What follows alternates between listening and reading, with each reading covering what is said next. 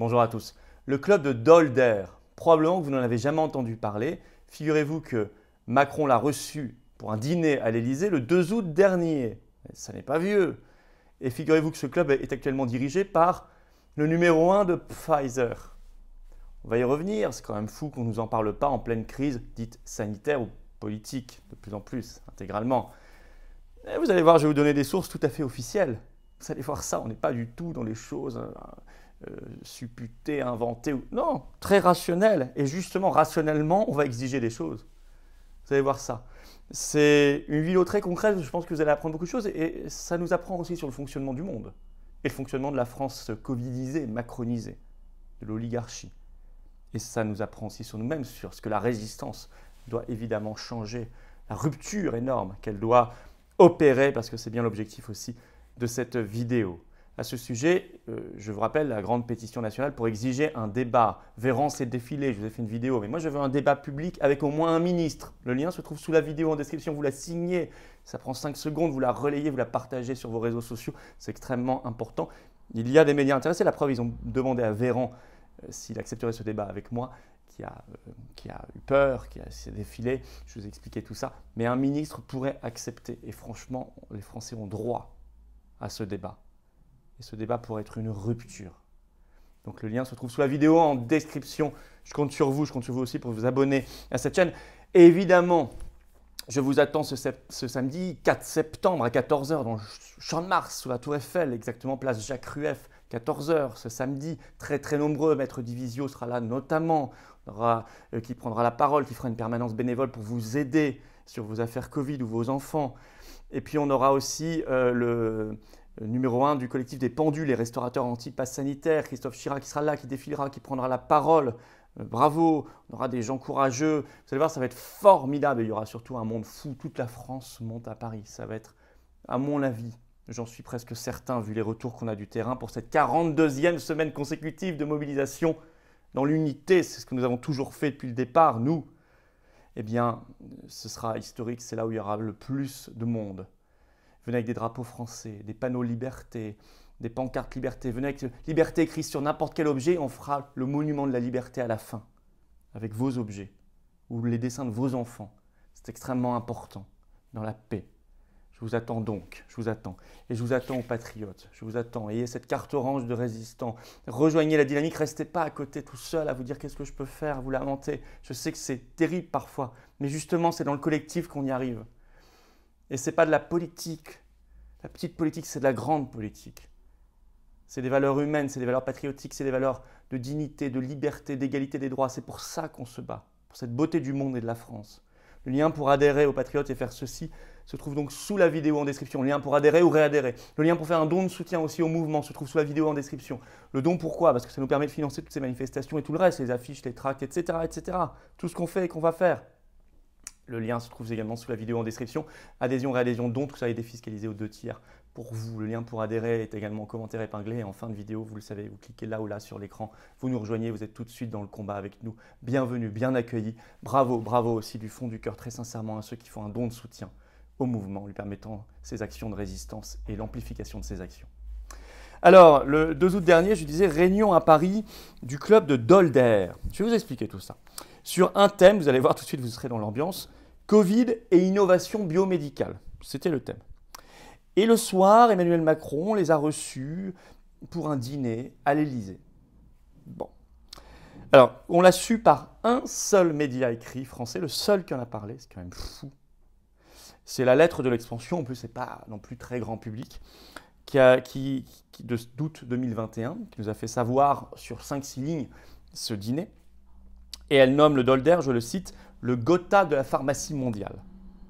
Alors pour trouver des informations un peu plus précises sur ce qu'est ce club de Dolder, il faut remonter à une dépêche de l'agence France-Presse de l'AFP qui date du 8 juillet 2018. Vous voyez, bien avant le Covid, hein, il y a un peu plus de 3 ans. Alors que cette fois-ci, alors qu'ils ont été reçus à l'Élysée, il n'y a pas eu de dépêche AFP, pas eu d'article, rien.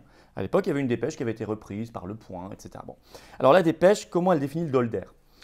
Elle l'appelle, je cite, le club ultra discret de la Big Pharma. Ce sont les mots de l'AFP. Je cite toujours la dépêche. C'est un forum privé dont les échanges restent secrets, je cite, qui se réunit une fois par an. Après, je vous donne d'autres informations que j'ai trouvées ici et là. Ce n'est pas que la dépêche AFP. Et quand je la cite, je vous le dis. C'est, je le cite encore, environ 25 patrons, je cite, des PDG d'entreprises pharmaceutiques mondialement actives aux États-Unis, en Europe et au Japon. La dépêche AFP précise que c'est, je cite, encore plus confidentiel que son modèle, le club Bilderberg. Mais, dit la dépêche AFP, à l'inverse du Bilderberg, le Dolder n'a pas de site internet officiel divulguant au moins le lieu et la date du rendez-vous, les thèmes et les discussions et la liste des participants. Donc c'est l'opacité la plus totale. Ce que dit bien l'AFP, les échanges restent secrets. L'opacité totale. L'organisateur, nous dit la dépêche, c'est la Fédération internationale des fabricants pharmaceutiques ou des industries pharmaceutiques, comme on veut. Mais cette fédération internationale ne mentionne pas l'existence du Dolder sur son site internet.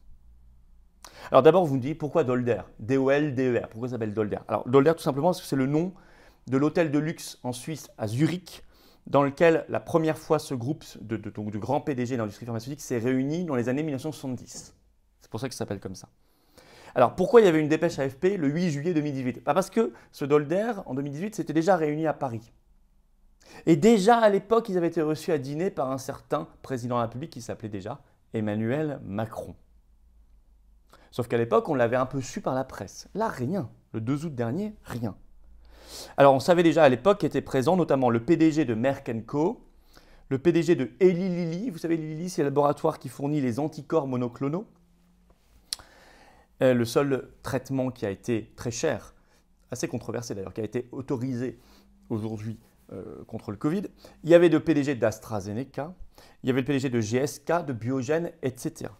Et figurez-vous qu'actuellement, ce Dolder, ce club, est présidé par, je vous le donne en mille, le patron de Pfizer. Je vous l'ai dit en introduction, le patron de Pfizer.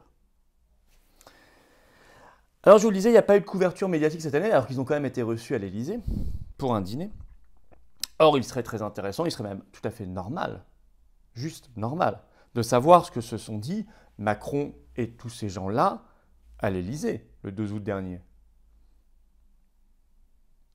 Pourquoi ça aurait été particulièrement intéressant? D'abord parce que c'est un devoir. Emmanuel Macron, il n'est pas là pour faire des choses normalement, dans un monde idéal, dans une France qui serait à peu près normale. Le président de la République ne peut pas faire comme ça des choses sans qu'on sache exactement quel est l'heure du jour, de quoi on parle, qu'est-ce qui s'est dit, quel est le compte-rendu. Enfin, c'est la normalité, je vais y revenir. Mais en plus, là, le 2 août, on était seulement 3 semaines après son allocution folle du 12 juillet, dans laquelle il avait annoncé l'obligation vaccinale Covid-19 pour certaines professions et bien sûr l'extension du pass sanitaire. On n'était que 3 semaines après. Et puis, le 2 août, on était la veille de la réunion du Conseil stratégique des industries de santé, le CSIS, qui a été relancé en février 2021 par Emmanuel Macron. Il s'est réuni le lendemain, donc ça aurait été intéressant de savoir de quoi on a parlé.